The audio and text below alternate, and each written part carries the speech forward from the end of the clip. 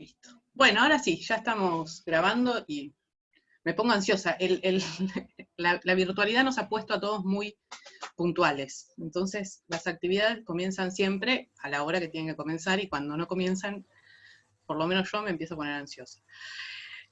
Ya les di a todos y a todas la bienvenida. Este encuentro forma parte de la actividad de esta semana del Diploma Superior de Organizaciones de la Sociedad Civil.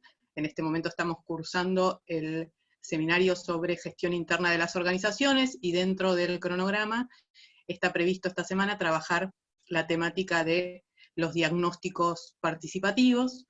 Tuvimos a partir del día lunes una clase escrita conceptual sobre el proceso los procesos de diagnóstico participativo, sus diferentes etapas, componentes, problemáticas, y para esta segunda parte del taller siempre trabajamos con alguna experiencia, y para eso lo invitamos a Juan Pablo Duhalde a poder compartir con nosotros su experiencia. Primero lo voy a presentar, ya lo presenté en el foro, pero lo vuelvo a presentar para quienes no saben. Juan Pablo es director general de Techo Internacional, es máster y licenciado en Sociología por la Universidad Alberto Hurtado, es especialista en proyectos e acción en asentamientos populares de América Latina, tiene experiencia en temas de pobreza y desigualdad, producción social del hábitat, desarrollo sostenible y juventudes, y es integrante del grupo de trabajo sobre desigualdades urbanas del Consejo Latinoamericano de Ciencias Sociales de la CLACSO. Así que, primero que nada, le agradecemos muchísimo a Juan Pablo este espacio. Para nosotros es muy enriquecedor poder conocer la experiencia, las diferentes experiencias que sabemos que suceden, y principalmente a partir de la propia voz de las organizaciones, y en este caso, en particular, por la experiencia de Techo, que sabemos que tiene dentro de su experiencia un proceso muy fuerte de participación en los asentamientos donde trabaja, pero bueno, eso nos gustaría, Juan Pablo, que vos puedas compartirlo con nosotros. Luego de la exposición de Juan Pablo, sí vamos a abrir el micrófono a todas y todos para que quienes quieran hacerle consultas, quienes quieran hacer aportes, contar experiencias propias, charlar algunos temas que quisieran compartir, de las cosas que estamos discutiendo en el foro del campus o de otras que puedan surgir. Estamos abiertos. Lo que sí, voy a poner un régimen de horario. Tenemos para esta actividad aproximadamente 1 hora, así que lo vamos a escuchar primero a Juan Pablo y luego vamos a abrir los micrófonos, pero trabajando siempre tratando de ser sintéticos en las participaciones, ¿sí? Ahora sí, muchas gracias y le damos la palabra a Juan Pablo. Muchas gracias, Agustina, por toda la invitación y gestión. Estoy muy contento de poder compartir un poco de la experiencia. Y les cuento, bueno, representa una organización que tiene 23 años desde que empezó acá en Chile. Estoy acá desde Santiago.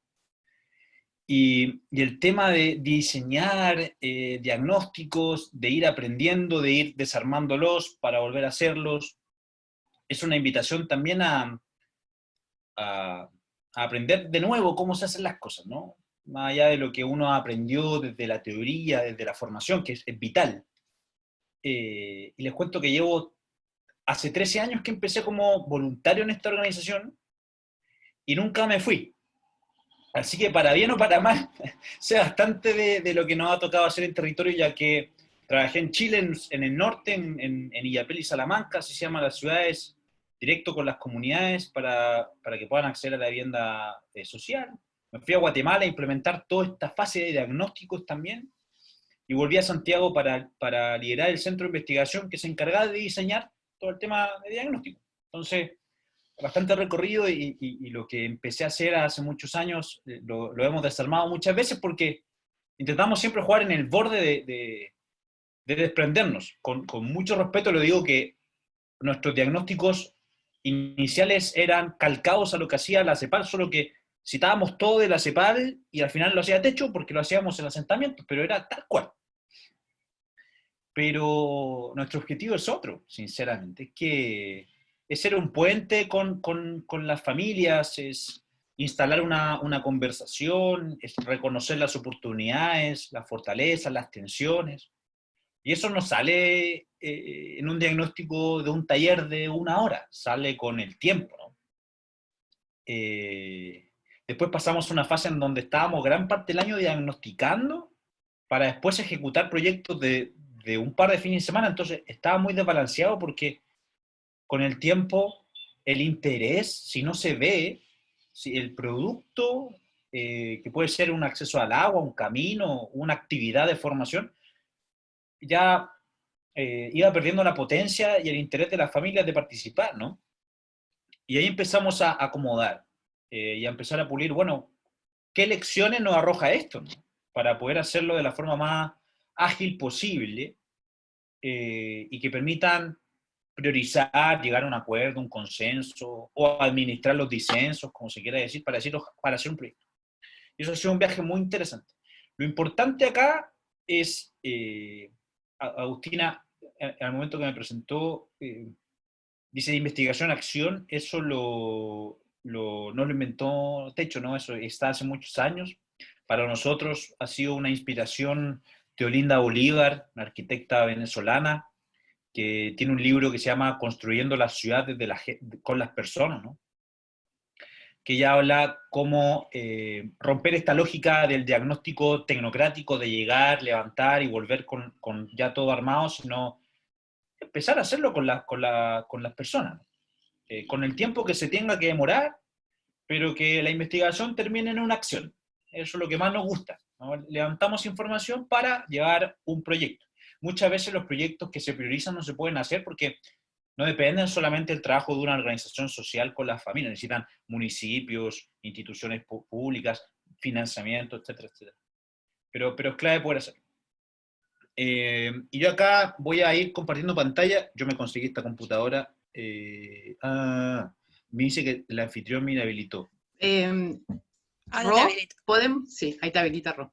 Pero gracias, igual puedo sí. Y un poco acá agarré un par de cosas para poder mostrarle, bueno, listo. Muchas gracias, cómo ordenamos la forma de diagnosticar para poder ir comentando, ¿no? Así que yo voy ya, vamos viendo, es computadora nueva para mí, así que, bueno, ahora voy a jugar con esto. Y ustedes deberían estar viendo, por favor, me avisan. Bien, se ve tu mail. No vean los mails, por favor. Tengo muchos mails sin responder, no le digan a mis compañeros. Me fui un par de días y llegaron muchos mails. Acá, ¿qué pasa con la presentación?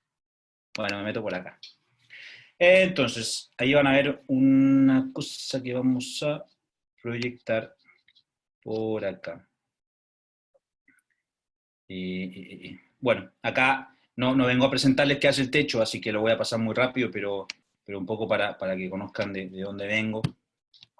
Vamos, velocidad. Disculpen, estamos en vivo. Nada, pero acá rapidito, esto es un poco la dimensión de la problemática, ¿no? Acá rápido, trabajamos en asentamientos populares, tienen nombres distintos en cada país, campamentos, tugurio, depende de dónde, pero nosotros le llamamos asentamiento popular y le llamamos comunidad cuando vamos a trabajar, obviamente. En América Latina estamos en 19 países, hoy en 18, en Nicaragua tuvimos que suspender actividades, sinceramente el contexto político nos asfixió un poquito, así que estamos suspendidos. América Latina tiene interesantes tensiones, ¿no? Es la región más desigual del sur global, del mundo, pero además tiene otro podio negativo, que es la más violenta y la más desconfiada, y eso lo destaco porque no es fácil llegar y hacer un encuentro para diagnosticar colaborativamente cuando hay mucha desconfianza. Con los partidos, con los gobiernos, pero también intracomunidad hay fragmentaciones. Eso es un aspecto a considerar al momento de elaborar un diagnóstico.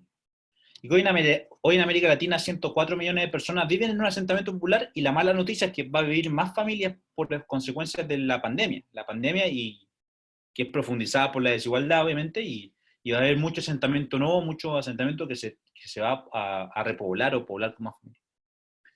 Y eso es solamente para entender la magnitud, y esto es un poco que los diagnósticos lo elaboramos, obviamente, hay un diseño, pero lo hacen voluntariados que están capacitados, que hoy el equipo de más de 3.000, no todos hacen diagnósticos, es un equipo específico, en más de 600 comunidades, o sea, tenemos más de 600 diagnósticos elaborados, que es parte clave del trabajo, y esto ya entra más en lo actual, el universo de familias con las que trabajamos, de 160.000 aproximadamente, ya hemos construido en América Latina 126.000 viviendas, ¿no? Es un poco lo que más hacemos. Ya construir una vivienda ya conocer una comunidad tiene un diagnóstico, una ficha rápida, que nos permite priorizar para llegar donde más se requiere, y la vivienda que se construye también tiene un diagnóstico que es poder asignarle a la familia, que dentro del contexto de vulneración de derechos, es la que más necesita la familia, ¿no? Tiene todo un puntaje, toda una etapa que nos permite ir priorizando. Pero el problema es mucho más grande de lo que podemos cubrir en una comunidad, entonces tenemos que ir priorizando. Pero bueno, acá un diagnóstico que les quiero comentar, que tiene esta lógica de capacitar al voluntariado para conocer el territorio en el cual estamos trabajando o podemos trabajar, es el relevamiento de asentamientos populares, proyecto que ha tenido bastante impacto en Chile y Argentina, pero es un proyecto que hemos hecho en más de 10 países. Se le llama relevamiento de asentamientos populares o catastro, ¿no? Solo que en algunos países catastro ya es una organización por sí sola o un mecanismo de suelo. El relevamiento de asentamientos populares lo que significa es, empezó como una necesidad institucional de decir, bueno, hay que estar en más comunidades. ¿Dónde están? Porque en América Latina no hay data de asentamientos populares en localizaciones, caracterización, límites. A excepción de algunos países, como Chile, ahora Argentina con el proyecto del RENAVAP, Uruguay, por ahí Costa Rica. El resto se sabe, algunos emblemas, pero no hay data. Entonces, teníamos que levantar nuestra propia data, pero no solamente para decisiones institucionales, sino para decir, el problema más grande de lo que nosotros podemos hacer, que nos dedicamos a algo muy particular, que la gente conozca la magnitud, los tomadores de decisión y vean, bueno, cómo se comprometen a resolverlo. Y por eso el relevamiento tiene el objetivo de identificar, localizar. Imagínense un mapa con un punto, como Google Maps, para los que están familiarizados o familiarizadas con la aplicación. Ubicamos en un punto dónde está el asentamiento y después vamos a caracterizar. La caracterización es bien simple, porque es cuántas familias viven, acceso a servicios básicos, acceso a la tierra, necesidad habitacional y organización comunitaria. ¿Por qué? Las primeras dimensiones, además de derechos ausentes o presentes, nos permiten identificar y ponderar dónde está la situación más crítica. Y si hay organización comunitaria, eso significa que hay algún trabajo detrás. Desde un proyecto con un municipio hasta la celebración de el Día del Niño o la Niña. O sea, hay dinámicas que están presentes. Entonces, una mirada socioterritorial de comprender quiénes viven ahí, cómo son sus características, qué han hecho. Hay una construcción colectiva de la información porque la validación de la información viene de las propias comunidades, de los referentes y referentas comunitarias, que son identificadas por sus propios vecinos y vecinas, para saber que sí son referentes que son reconocidos o reconocidas por sus pares, ¿no? Entonces le levanta una ficha para poder decir, bueno, este lugar, Arica 3000, un asentamiento que trabajé muchos años, tiene esta delimitación, viven tantas personas, y después sumar todo, ¿no? Nuestra base de datos es de más de 7.000 asentamientos caracterizados en América Latina en 10 países, y para entender algunas magnitudes, alrededor de 400 en Costa Rica, 600 en Uruguay, 800 en Chile, y después un giro drástico a 4.400 en Argentina en el proyecto que se hizo junto con el gobierno, y después algunas zonas como Lima, un sector de Lima que tiene 200, Bogotá 150. Todo depende de la cobertura geográfica que logremos, que eso, ustedes que están pensando en las organizaciones sociales también sabrán que requiere un presupuesto. Pensamos que la información es un bien público, no solamente para decir nosotros, sino para que se decida sobre un tema que supera lo que una institución puede hacer. Generamos espacios de participación, convocamos para que nos cuenten cómo es la realidad vivida. Y lo importante es que al momento de llegar a hacer un compromiso con autoridades, con donantes, con instituciones, la idea es poder auditar esto. Nos pasó en Chile, les cuento una experiencia muy interesante, que el 2011, el gobierno hizo una revisión de todos los asentamientos existentes en Chile. Nosotros teníamos muchos más registrados y empezamos a hacer una mesa de trabajo en donde nos sentamos a revisar caso por caso, para darnos cuenta que lo que se había mapeado era menos de lo que existía. Sabemos que el tema es tan dinámico que al otro día puede haber más familias, menos familias, un asentamiento, un suelo que se está ocupando, ¿no? Les cuento que yo en Asunción estuve caracterizando un asentamiento y a la par se estaba armando otro en vivo, estaba llegando familias con sus cosas, entonces es tan dinámico pero es importante entender la magnitud. Entonces, nuestra primera manera de acercarnos es saber quiénes viven, cómo viven. Y eso lo hacemos con este proyecto o no, o particularmente. En Haití trabajamos en un asentamiento que se llama Filadelfia, en Puerto Príncipe, que tiene 5.000 familias. El asentamiento más grande del país donde vivo, Chile, era en Valparaíso, que tenía 1.000, ahora sé que hay uno al sur de la ciudad que tiene 1.500 familias, y en Haití trabajamos en uno que tiene 5.000. Entonces ya caracterizar eso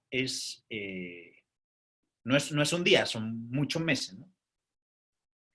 Pero esta es la primera fase de diagnóstico, que es conocer quién vive y cómo vive.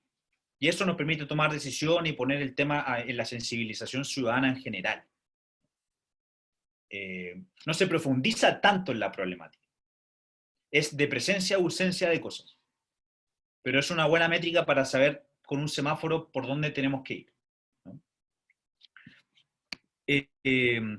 Pero además, hemos hecho diagnósticos con nuestros propios referentes o liderazgos comunitarios en América Latina. Este estudio lo hicimos el año pasado, 2019, y acá paramos una ficha de diagnóstico. En ese minuto todavía se podía hacer en vivo, ¿no? En presencial, para conocer la experiencia de quienes son nuestras contrapartes comunitarias, son la parte vital, para tener un perfil de con quién estamos trabajando, evaluar el trabajo, etcétera, etcétera. Y acá algunas cosas importantes de este estudio, algo que vamos rectificando. Estas son hipótesis súper conocidas que con datos las podemos revisar, ¿no? La primera es, 3 de cada 4 liderazgos son mujeres. Y se habla de la triple jornada. No solamente trabajan para capturar sus ingresos, sostienen a sus familias, además, la lógica del cuidado, sabemos la atención que tienen, y además son líderes comunitarios, lideresas comunitarias. O sea, brutal.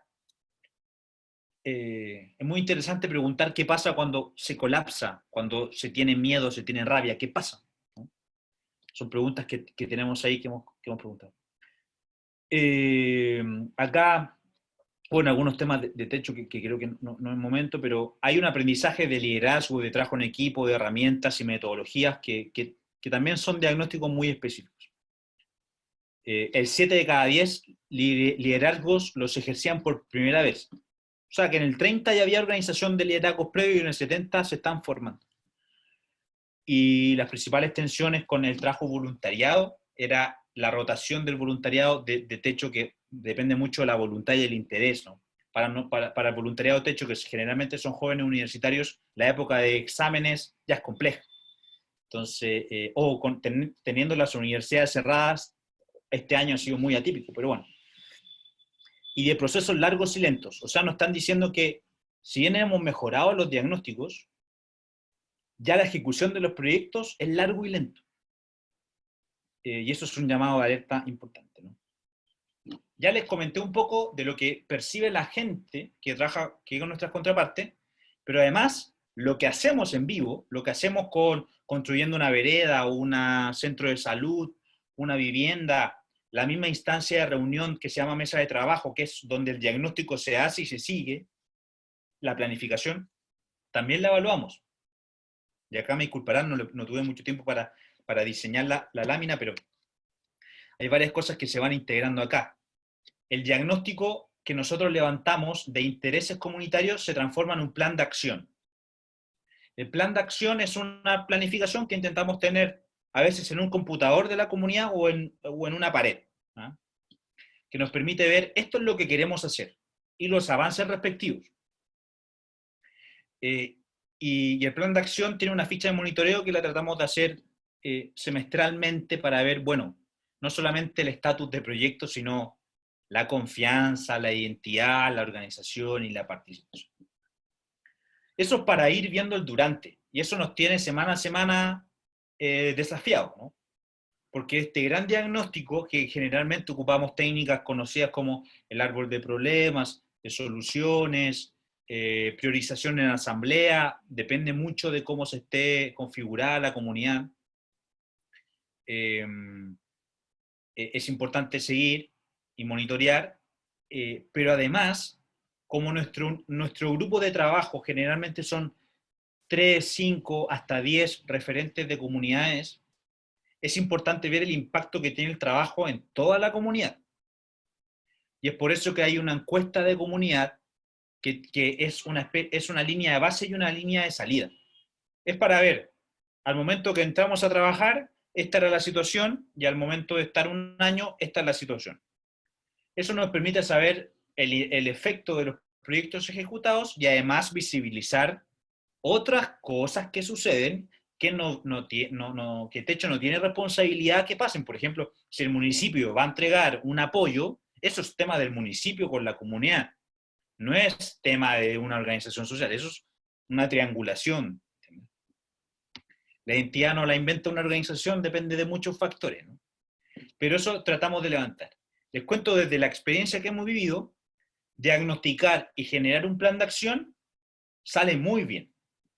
Son dinámicas guiadas, se demoran un par de semanas, se pueden hacer dinámicas con la niñez, con juventudes, desde dibujos hasta relatos, ahí aprovechando lo lúdico, la cartografía social, que puedan situar los puntos críticos, los puntos de violencia, las escuelas, etc.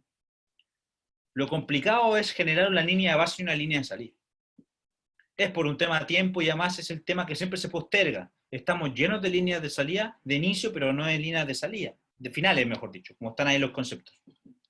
Entonces tenemos muy buenos diagnósticos, pero la evaluación de resultados nos cuesta un poco porque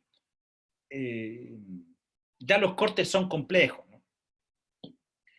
Y eso es un poco herramientas que hemos ido haciendo cada vez más simple. A nosotros esta encuesta de comunidad que se le hace a cada familia está construida para ser realizada en 25-30 minutos. La anterior, uno se demoraba 2 horas, porque era preguntar de todo, de lo que hacíamos, de lo que no hacíamos, de la evaluación, de todo. Entonces uno empieza a hacer 2 horas, no, es mucho, o sea, hay preguntas que puedes hacer de otra manera, no en una encuesta, lo haces conversando cotidianamente con las personas. Preguntemos lo que nos sea más útil para todos, ¿no? El plan de acción también, planificábamos año calendario, como si todo funcionara enero-diciembre. No, hay planificaciones que son trimestrales, que son semestrales, que se van revisando, que se van adecuando. Porque si no estamos en noviembre preguntando por qué no hicimos en mayo, pero es que en mayo llovió, hubo tormenta, entonces nos permite adaptar todo. Y eso lo estamos haciendo cada vez más ágil con menos cosas, porque si no queda un cementerio de datos no ocupados. Y el diagnóstico lo que nos tiene que servir es para actuar, ¿no? La investigación-acción. Eso en el durante. Y acá, bueno, ya había mencionado el diagnóstico, que era la fase 1, que es fundamental. Bueno, acá, rapidito, en los propios procesos de evaluación también tenemos algo que les voy a dejar ahí invitados al final.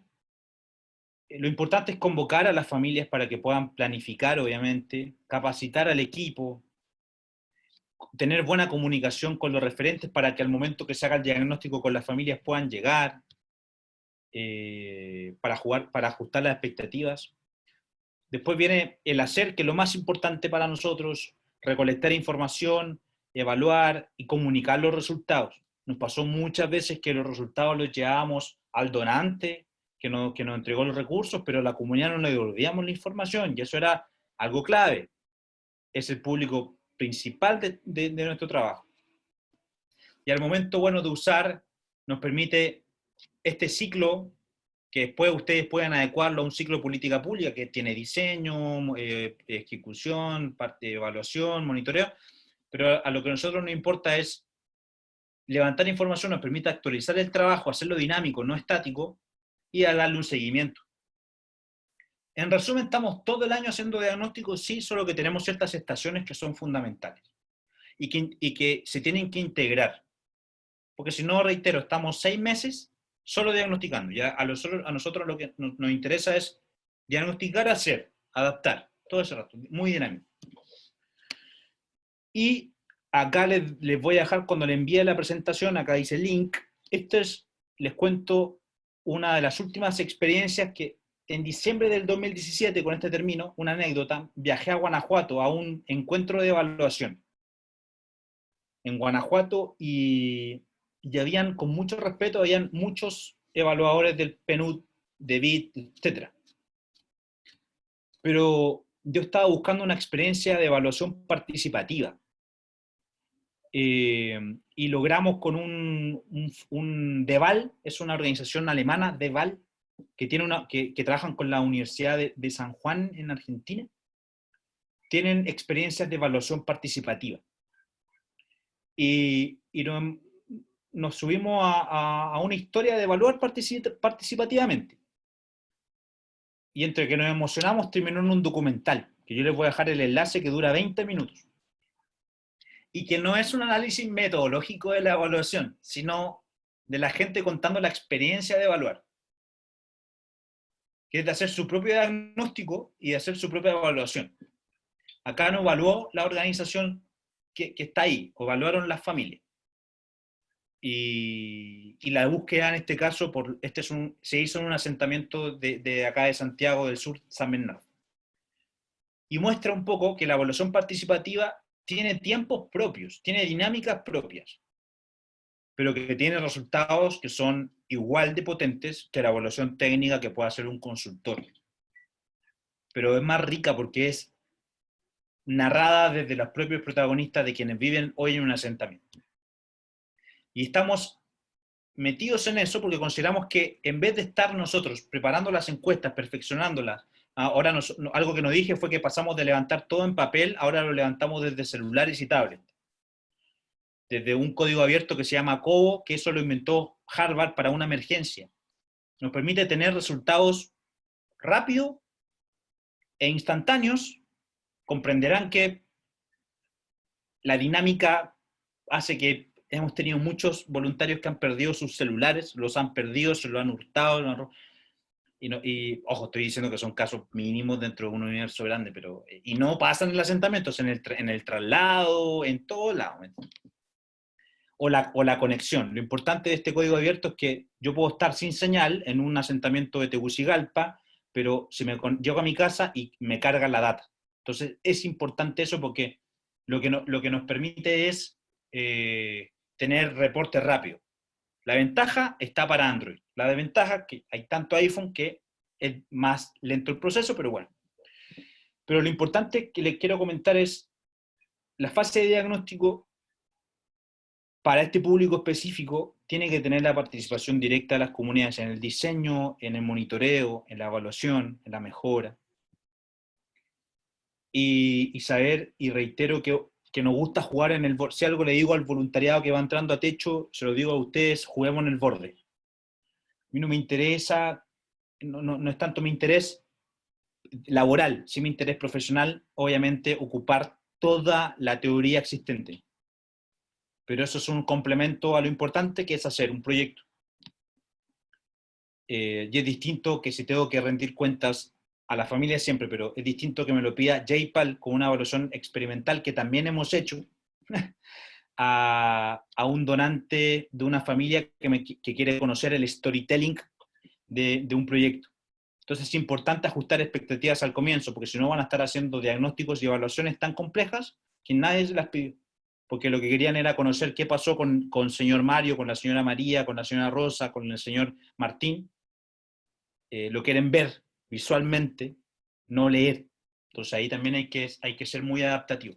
Y les traje estas experiencias específicas para saber que hay mucho aprendizaje detrás, que es complejo ir haciéndolo siempre cada vez más simple, pero es clave, porque uno va, y me tocó en Guatemala ir con el acento chileno que antes era inentendible. Yo creo que esta es mi versión más entendible de cómo hablo ahora, pero en comunidades el pueblo originario, en donde el español, el castellano ya era algo complejo, era muy difícil hacerle 2 horas de preguntas, que entre café y café, porque cultivaban café, eran 6 horas para hacer una encuesta. Eso generaba muchos costos, muchos tiempos. Riqueza antropológica mucha, pero no había mucho agilidad.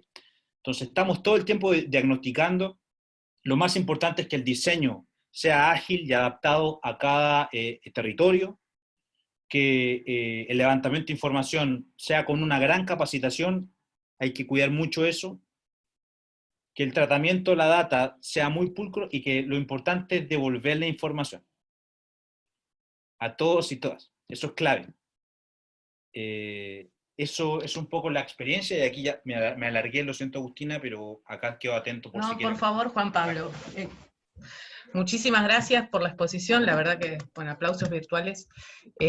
Muchísimas gracias, muy, muy, muy claro y muy rico y muy al nudo de muchos de los aspectos que estuvimos conversando en la clase escrita y en diferentes clases del diploma y del curso.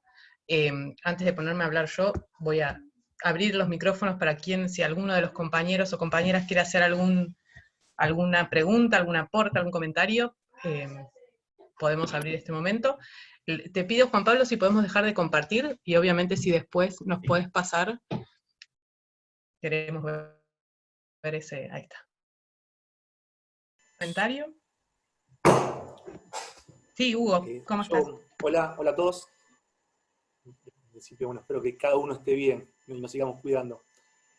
Juan Pablo, contarte un poquito, yo soy de la ciudad de La Plata, acá Techo tiene un muy buen trabajo en la ciudad, que es, bueno, en Buenos Aires, Ciudad de La Plata es la capital. No sé primero si me escuchaste. Sí, perfecto. Nosotros, yo en lo personal soy scout, soy dirigente scout y en lo laboral, bueno, yo soy profesional, soy martillero, pero trabajo en la Municipalidad de La Plata como, soy subsecretario de vinculación comunitaria. Y a mi cargo tengo las áreas de voluntariado social y de entidades. No es esto, hace 6 años que vengo, entré a la gestión pública siendo director de voluntariado social a partir de que nuestra ciudad se inundó. Organizamos a las instituciones de la sociedad civil, presentamos una propuesta al municipio, nos aceptaron, a partir de eso empezamos a trabajar, cambió la gestión y seguimos a presentar una propuesta, fue Techo.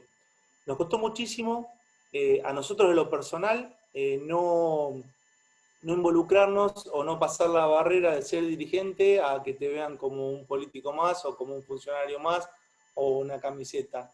Teníamos la camiseta puesta de las asociaciones civiles.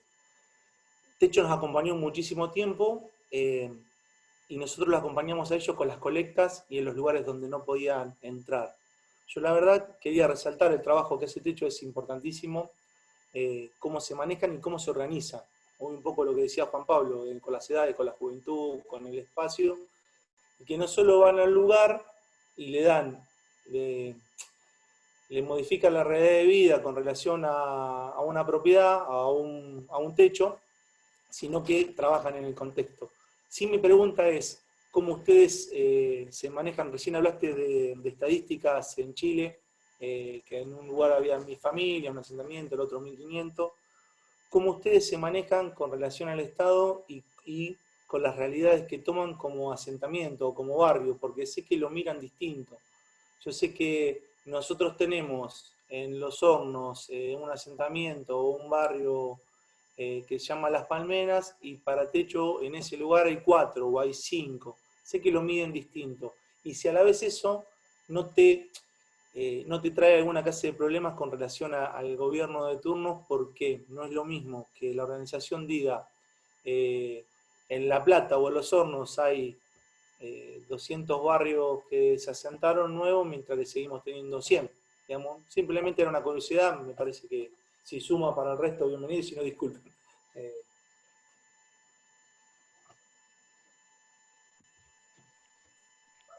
Perfecto.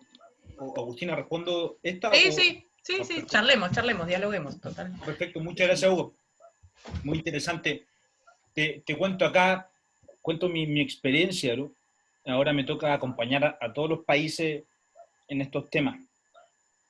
¿No ha pasado que en ciertos países o en ciertas ciudades, por así decirlo, el lunes somos una organización de izquierda y al otro día somos de derecha y al siguiente día no somos nada? Claro. Porque para nosotros, obviamente, te digo, no representamos a ningún partido, pero sí lo político nos interesa porque quienes vienen en asentamiento son sujetos políticos. Entonces nosotros nos metemos ahí directamente, y eso independiente de los colores y ojalá integrando las diversidades. También tenemos una regla que trabajamos con quien quiera trabajar. Y eso también genera tensiones porque les puedo decir a todos y todas que a veces cierto donante pone ciertas limitantes y uno dice, a ver, yo estoy acá por la familia, no por quedar bien con nadie, relaciones canceladas, relaciones que se han fortalecido, porque lo que a nosotros nos interesa es que las familias vivan bien. Pero también cuando el ejemplo que tú pones es interesante porque al momento que nosotros le caracterizamos las comunidades y nos las jugamos con un número, el número tiene que ser pulcro. No podemos fallar en el número de asentamientos que tengamos caracterizados. Por eso la metodología tan férrea. Se veía como que solo era denunciar. Y efectivamente tiene elementos de denuncia. Está pasando una ambulancia acá, perdón. Y sí es denuncia, pero uno de nuestros pilares institucionales es incidir en la política pública. Y la denuncia, si pasamos del dato a la denuncia, es una línea recta y eso tiene muchos matices. Para lograr incidir necesitamos generar propuestas. Y tal experiencia que tú cuentas es un poco la que buscamos. Acá es comunidad, gobierno local, gobierno central, institución, donante. Nosotros uno más. A veces levantamos solo los diagnósticos. En emergencia hay una aclaración. Cuando hay una emergencia, levantamos data rápida para ejecutar rápido, ¿no? No hay tanto, lo de fortalecer la capacidad comunitaria en emergencia lo ponemos en stand-by, sino la atender la emergencia, ¿no? Entonces, para nosotros trabajar con los gobiernos locales es fundamental, con los gobiernos centrales también. Les cuento que en un foro que fui de ODS, el gobierno local me criticaba por qué Techo se llevaba los fondos que se tenían que llevar los municipios. Yo le decía, bueno, tu municipio no quiso trabajar con nosotros y tuvimos un chispazo, una propuesta técnica mejor en esa oportunidad. En vez de competir, integremos, porque si yo quiero construir, necesito que tú me regularices el tema del suelo, si no, no puedo construir y la plata se pierde y pierden las familias porque no tienen una vivienda.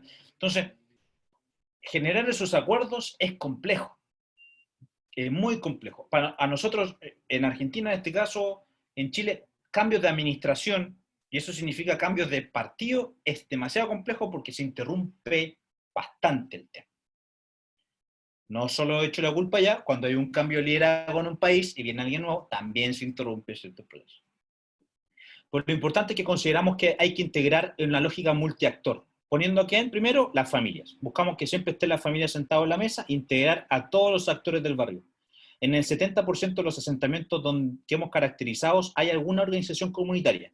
Y eso es desde el lugar, el cura villero, que es una figura reconocida en el sur, es el pastor en Centroamérica, es el grupo deportivo que se la juega. Es tanta la diversidad que hay que sentarse con todos y todos.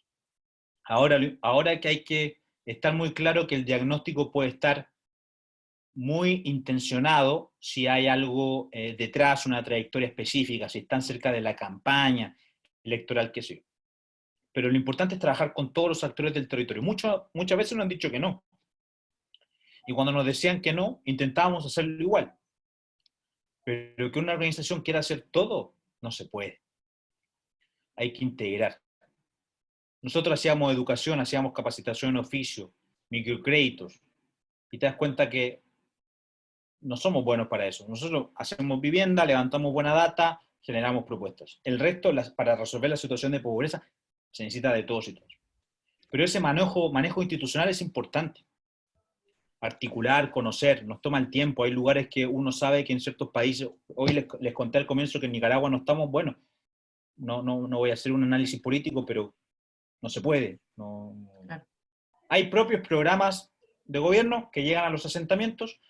A nosotros la seguridad no nos conviene, e incluso las familias que viven ahí no les conviene trabajar con una organización social porque hay un aparataje institucional distinto. Se respeta, perfecto.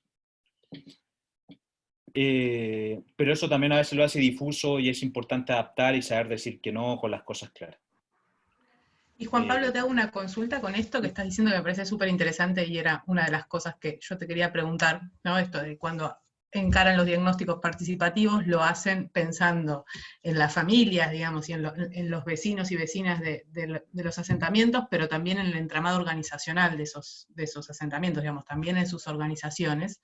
Y me imagino que deben tener o deben trabajar algún tipo de caracterización previa de ese mapa de actores, ¿no? Cuando llegan por primera vez a un territorio, así como con los gobiernos locales y centrales, ¿no? Eso debe ser un desafío. A los primeros que le vamos a pedir data es a algún gobierno local, donde está el lugar, para ver qué tienen y qué no. Y el mapa de actores es una fase clave del diagnóstico. O sea, el mapa de actores lo involucramos ahí porque una comunidad de Villa Canales, Guatemala, un centro de salud priorizado, perfecto, suelo, plata, todo, pero había que ver quién ponía al médico para poder atender, y ahí la triangulación de saber. O hemos hecho capacitaciones en oficio que no tienen ninguna vinculación con las opciones laborales de las cercanías. Entonces, si uno no conoce las fuentes de trabajo, las fuentes de empleo, el transporte, el gobierno local, el centro de salud, preguntamos bastante de la distancia con centros de salud, con centros educacionales, con centros con comisariales, decimos acá, pero policía, bomberos, todo eso es clave para saber si uno quiere hacer algo para la niñez y no involucra a la escuela, no va a pasar nada. Nosotros no reemplazamos a la escuela, entonces todo este mapa de actores, y hemos aprendido a hacer metodologías que no sé, uno pone con un cuadrado a quienes son tus aliados y en un triángulo a quienes son adversarios o no tan tomados en cuenta, entonces nos permite saber a quién llamamos por teléfono primero. Y eso es clave poder reconocerlo porque no ha pasado también en lugares que estamos, no llega nadie, nada, y ahí se puede hacer capaz que un proyecto específico e irnos a otro lugar. Pero eso. No, claro, porque claramente esto de la caracterización de los actores y de los diferentes actores y también la caracterización del escenario político, social de cada uno de los territorios es fundamental para poder pensar tanto el proceso diagnóstico como su proyección en la implementación de algún tipo de acción, de este plan de acción, como bien vos relatabas. Me parece que ahí hay una dimensión sumamente interesante, importante, porque no podemos ver nosotros técnicamente cómo de hacer un diagnóstico participativo, momentos, elementos, y un montón de tips y recomendaciones a la hora de hacer un diagnóstico, pero es efectivamente la capacidad de análisis político de la situación, o sea, político-situacional, y la posibilidad de articulación, lo que te puede no garantizar el éxito, porque creo que eso no te lo garantiza nada, pero sí por lo menos facilitar ciertos procesos. Creo que en eso me quedo con todas las reflexiones respecto a esa cuestión como algo importante a tener en cuenta, ¿no? Y también pensaba no sé, si algún compañera o compañero quiere hacer alguna pregunta, me interrumpe, yo suelo hablar. Sí, Paula, levantaron la mano. Y Raquel después. Estás muteada, Paula. No te escuchamos. Hola. Ahí está. ¿Qué tal, Juan Pablo? Lo que te quería preguntar era, al momento del diagnóstico, el diseño del plan de ejecución y todo, ¿ustedes cómo se organizan, digamos, en cuanto a los roles dentro de la agrupación? Digo, tiene cada uno un rol. Vos planteabas recién que el centro de salud estaba a tal distancia de las viviendas, y todo eso me imagino que también lleva una planificación previa, un diseño. ¿Ustedes tienen definido bien los roles, equipos de trabajo? Saber un poco cómo funciona eso. Bien, sí. ahí te cuento. En muchas comunidades ya hay una organización, como que hay una directiva, por así decirlo, que hay una presidencia, una secretaria o una coordinadora. En Centroamérica funciona mucho la lógica del Consejo Comunal de Desarrollo.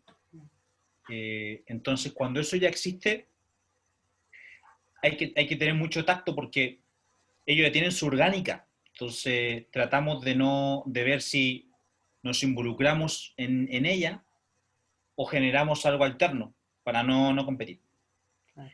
Pero en otros lugares, como dije, en el 70 hay organización y en ese 30, donde no hay alguna organización, tratamos desde los voluntariados de los referentes también empezar a ver, bueno, con el paso del tiempo, quién se perfila para asumir cierto rol específico, etc. Entonces nos vamos adecuando mucho ahí al tema.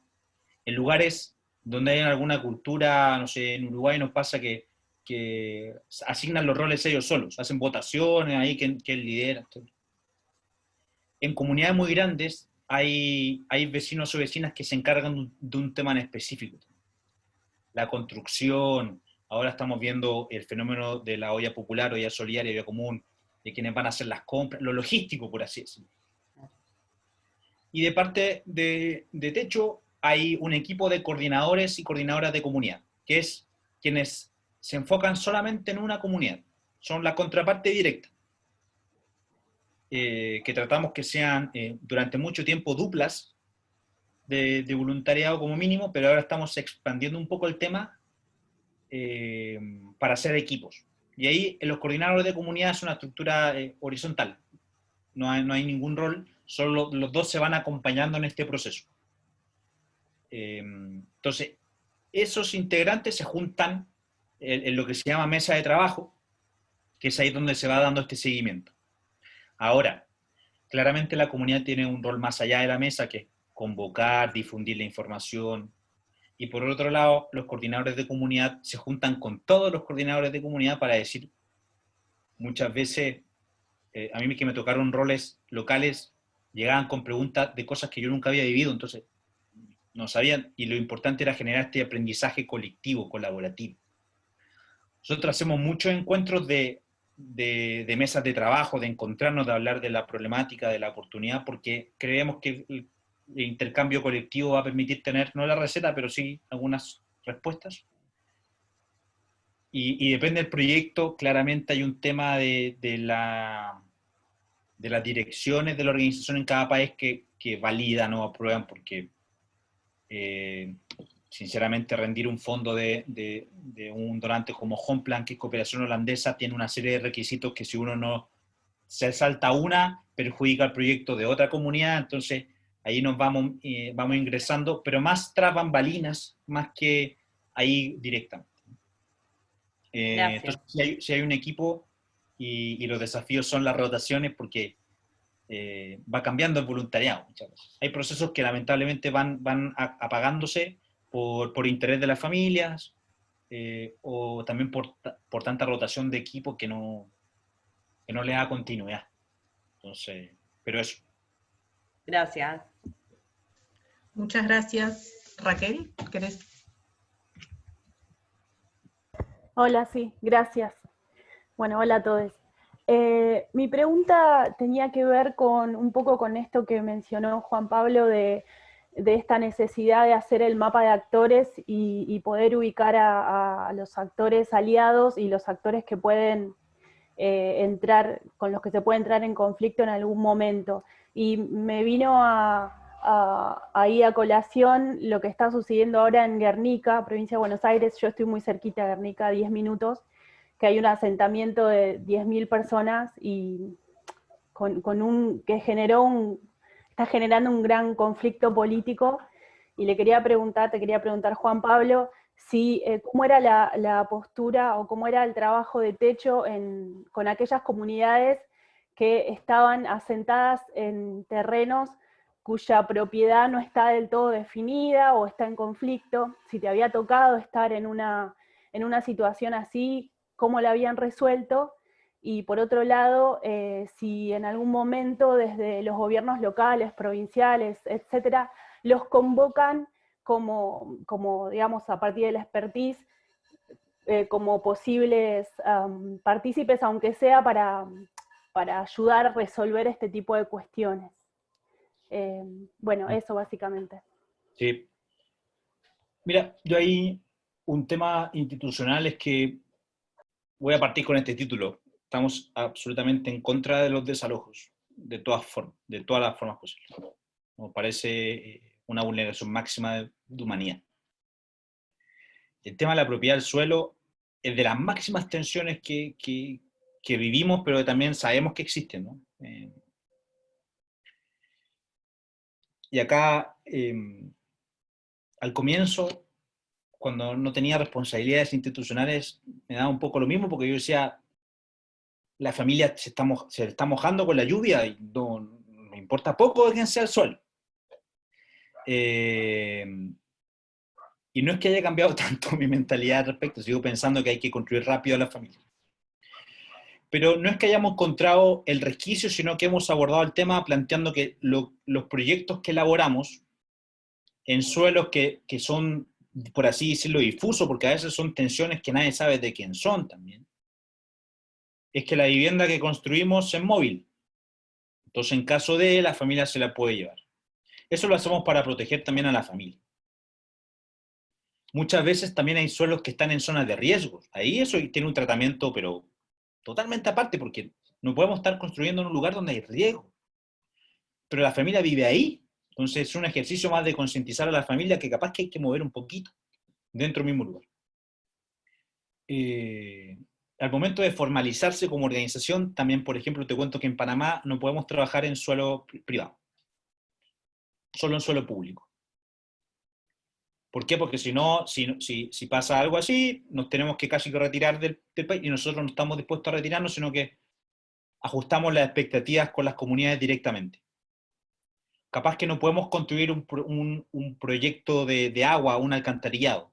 Capaz que podemos hacer otro tipo de actividad que fortalezca la organización. Pero estamos supeditados a eso por constitución. Sinceramente, el tema del suelo es algo que a mí me quema porque digo, hay tanto suelo ocioso y tantas familias que necesitan una porción de tierra para vivir. Por tanto, siempre promovemos, obviamente, en el estudio de prefactibilidad, hay ver de quién es la propiedad del suelo.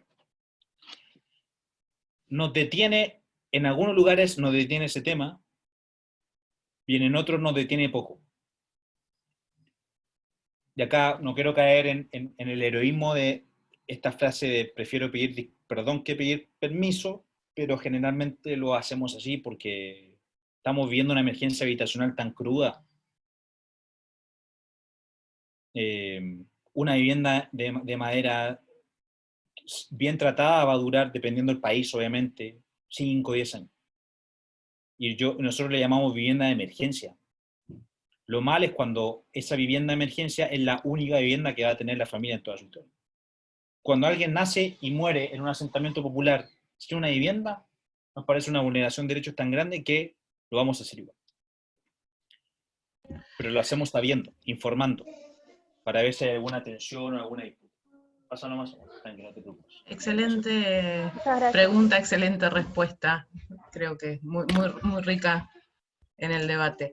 Ya nos estamos acercando al horario y no lo queremos exprimir más a Juan Pablo, aunque me parece que nos podríamos quedar horas charlando y discutiendo sobre estos temas. ¿Hay alguna otra pregunta, algún otro aporte? Sí, Claudia. Perdón, Agustina, quería, si podía repetir el nombre de la aplicación o software que utilizaba para hacer el relevamiento, que no entendí muy bien en su chileno. Que me disculpe, pero, y bueno, y sí comparto mucho de lo que acá se trató, y acá, por ejemplo, muchas familias se asientan en la zona de los ríos. Entonces llega la época estival acá y bueno, los ríos son de montaña y arrasan y se llevan todo de las familias, todo. Y es una situación muy crítica y la verdad que se se lucha constantemente y se trata de hacer entender a la persona que no puede asentarse ahí. Muchas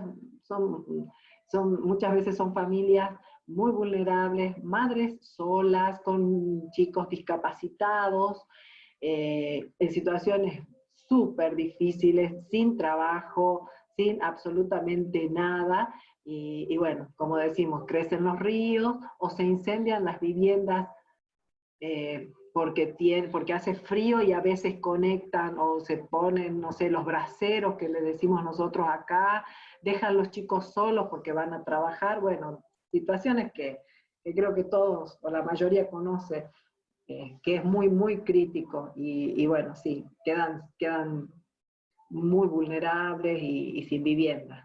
Pero bueno, quería que me repita el software o la aplicación que utiliza. Ahí, Claudia, ahí lo compartió Juan Pablo por el chat, Perfecto. compartió Sí, el sí, sí. link, Ahí así está, que te muchas agradecemos. gracias. Sí, yo tampoco lo conocía, es interesante conocer esas nuevas tecnologías que sirven, son muy útiles. Bueno, ¿alguna otra consulta, algún otro comentario? ¿Vero? Sí, ¿Hay quería... otra chilena? Sí, verdad. Yo también me cuesta que me entiendan a veces con mis chilenismos. Y eso que hace años que estás en Argentina, ¿eh? Sí, no se me van. Yo, Juan Pablo, te quería preguntar algo muy breve, también por el tema del tiempo, pero preguntarte sobre cómo se ha ido resignificando y transformando el trabajo de techo durante este año en el contexto de la pandemia. Y también con todo lo que eso trajo, sobre todo para la situación económica de las personas que viven en un asentamiento, que por lo general tienen trabajo, o sea, yo creo que casi todos muy precarios, y cómo han ido resolviendo y también retransformando y resignificando el trabajo cuando ya la presencialidad, que es lo fundamental, no está, digamos. Sí, este año, alta complejidad, el escenario es muy pesimista en lo que son 45 millones más de personas viviendo en situación de pobreza en América Latina. Cuando le mande la presentación a Agustina, le voy a pasar un reporte que sacamos hace un mes del efecto del COVID en las comunidades. Solo para entender, hay una frase que me quedó marcada que es: le tienen más miedo a quedarse sin alimentos que al COVID. Ojo que al comienzo, cuando uno hablaba de coronavirus, se veía como algo muy lejano en los asentamientos, ¿no? Como de percepción. Pero ahora que está todo el caos que genera alrededor. Nosotros el año pasado teníamos construidas 3.000 viviendas hasta a septiembre. Hoy llevamos 200 porque construimos en enero, febrero, marzo. Nos enfocamos netamente en hacer un monitoreo remoto. Este es otro diagnóstico, para terminar la clase con otro diagnóstico. Hicimos todo el monitoreo por teléfono, con 500 comunidades, preguntando 3 cosas: necesidad de alimentos, necesidad de servicios de recursos de higiene y presencia o no de casos de COVID, por lo menos en la intuición de los referentes. Y hemos entregado a 138.000 familias kits de alimentos de higiene.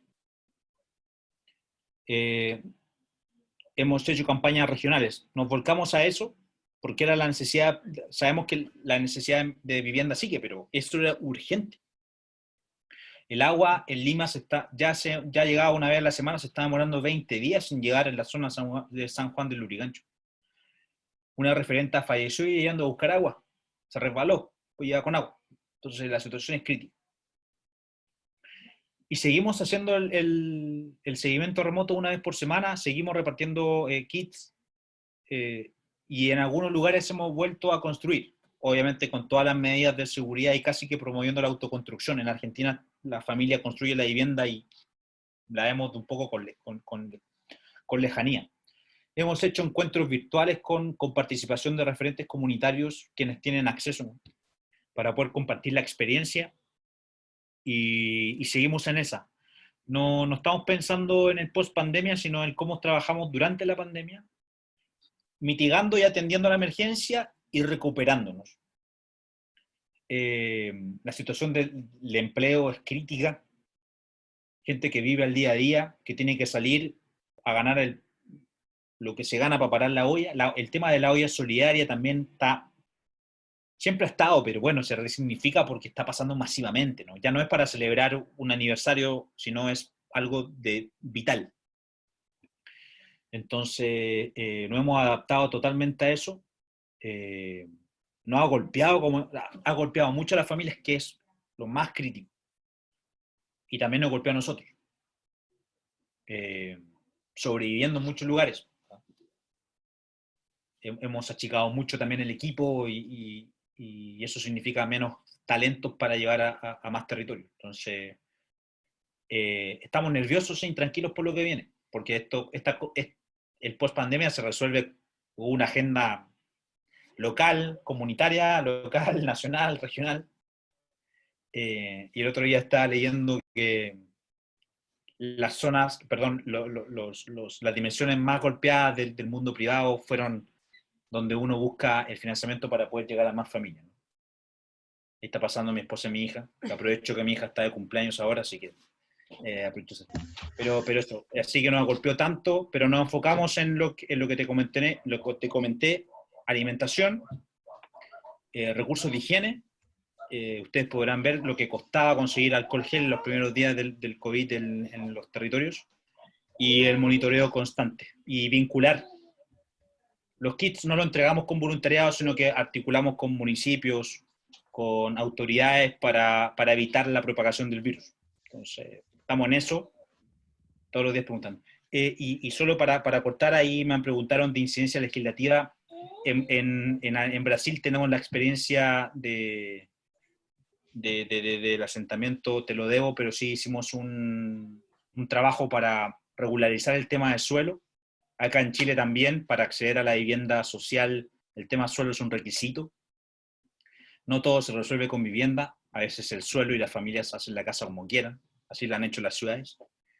Y así que estamos con eso. En Brasil, particularmente, y en eso. Y algo muy interesante que les quiero comentar, hace un par de meses en México, y pusimos un amparo para que el gobierno incluya en el próximo censo a todos los asentamientos populares de México, y salió aprobado por la Corte, así que el próximo censo va a poder caracterizar a aquellas familias que no salen en ningún mapa. Así que ahí también hay algunos éxitos todavía incipientes, no son de todos los países, pero damos pasos para llegar. Eso. Buenísimo, Juan Pablo, muchísimas gracias. Si querés, te dejamos en libertad a que vayas al festejo de la niña, que además no sabíamos. Felicitaciones, felicidades. Hay un comentario de Matías que comparte una producción. ¿Querés contar un poco, Mati, que parece súper interesante? Sí, un poco en esto que tiene que ver el diagnóstico participativo del problema, ¿no? Nosotros desde la Asociación Ciclo Positivo trabajamos directamente en las poblaciones afectadas en la organización, entonces hay por ahí algunos pasos que nos salteamos. Y justo cuando Juan comentaba lo del coronavirus y todo lo que viene tanto para la post-pandemia como para lo que está pasando durante, se me ocurrió que podía ser interesante. Esta semana presentamos este informe que les compartí por ahí por el chat, que es sobre barreras de acceso durante el aislamiento social. Sabemos que acá en Argentina llevamos casi 200 días de aislamiento, y para las personas con VIH, para las personas con alguna patología crónica y específicamente para personas con VIH, el hecho de poder continuar atendiendo su salud es una cuestión a tener en cuenta. Entonces elaboramos este informe con algunas de las barreras que se vienen dando, que tienen mucho que ver con permisos de circulación, con no cumplimiento de algunas recomendaciones de entregar medicación para varios meses, así que ahí hicimos un listadito hacia el final sobre algunas cuestiones que hay que trabajar con el Ministerio de Salud y con otros ministerios también para poder mitigar las consecuencias de la pandemia, que no tienen que ver específicamente con el virus que nos viene a visitar. Así que se los quería compartir, pero sin dejar de agradecerlo, por supuesto, a Juan Pablo y a todo el laburo, todo el trabajo que hace Techo, que es muy bueno. Gracias por el encuentro. Insisto, como siempre, estos momentos de vernos las caras y de poder conversar un poco también hacen que baje todas las clases a tierra también, y poder tener estos espacios de discusión son muy ricos. Gracias. Muchísimas gracias, Matías, y felicitaciones por el trabajo, muy interesante, lo vamos a mirar. Bueno, señoras y señores, les vamos a dar por finalizada este encuentro. Siempre es corto y el tiempo nunca alcanza, nos gustaría poder quedarnos más. Le agradecemos muchísimo a Juan Pablo por la exposición, por el compromiso, por la responsabilidad, obviamente por felicitaciones por el trabajo de techo, y quedamos obviamente en contacto para futuras actividades, y esperamos también si nos puedes compartir el PowerPoint.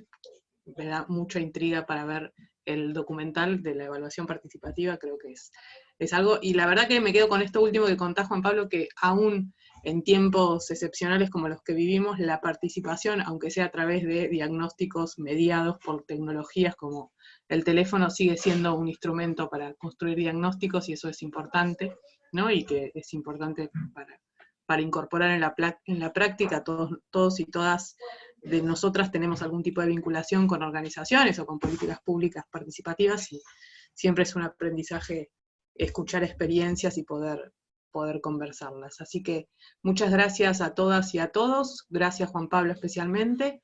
Nos estamos encontrando nuevamente en el campus para las y los compañeros. Vamos a tener otro encuentro virtual el 13 de octubre, así que vayan agendándose, y ahí sí vamos quizás a tener más tiempo para conversar profundamente. Así que, bueno, muchísimas gracias. Y gracias Juan Pablo, gracias Rocío de Flaxo Virtual por la asistencia. Nos estamos viendo.